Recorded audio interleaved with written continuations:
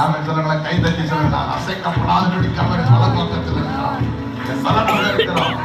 கை பலமாய் தட்டி என் பலமாக இருக்கிறார்.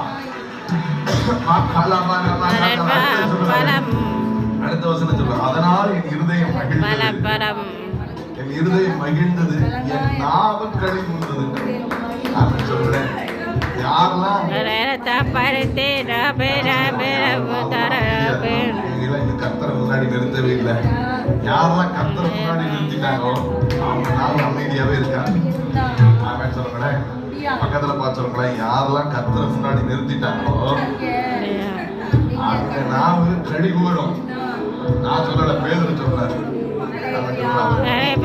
ஆட்கொள்ளப்பட்ட பேதுரு சொல்றாரு.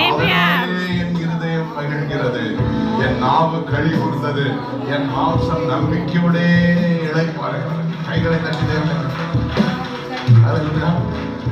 எப்படி சொல்றாங்க? அதனாலே அவன் என்ன சொல்லுகிறார்?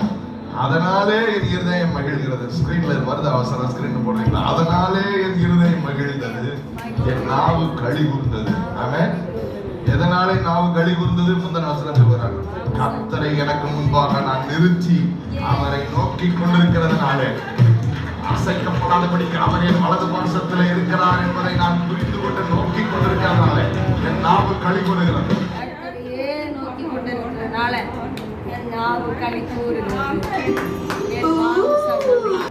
பெருமையை, உங்களுடைய பலத்தை, உங்களுடைய பொருளாதாரத்தை முன்னாடி நிறுத்திட்டு கர்த்தரை உங்களுக்கு முன்பாக நிறுத்தி, நீங்க தான் எனக்கு எல்லாமே, ஆண்டவரே உங்களை நான் நோக்கி பார்க்கிறேன்னு சொல்லி பார்த்தீங்கன்னா நாவு கர்த்தருக்குள் களி கூற ஆரம்பிக்கும். ஏசையா